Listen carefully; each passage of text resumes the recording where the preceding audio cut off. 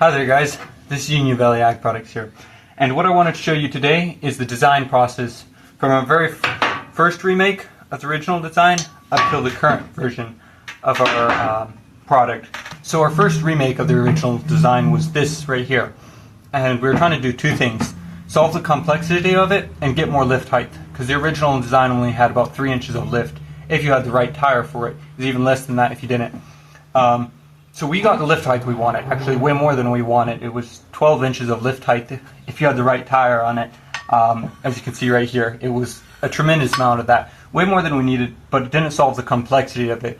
It was still big, wonky, hard to ship, and didn't have a lot of structural rigidity, and we wanted to make it simpler. So we could just take this pocket right here and use it as the main frame of the whole spindle, and we just attached the axle directly to there. We also made this angle on it, which we thought looked better and added more structural rigidity, but I'll explain its problems later. That added more problems which we had to fix.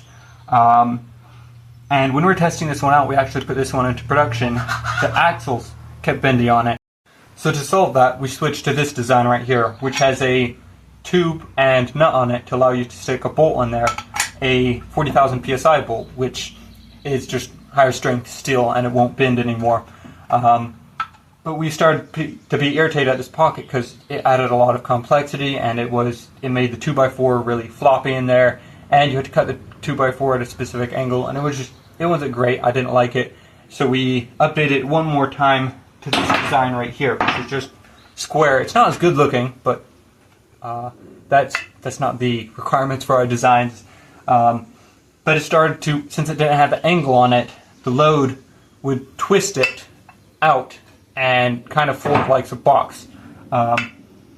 So we went ahead and solidly welded back both sides of that, and that fixed the problem for the most part.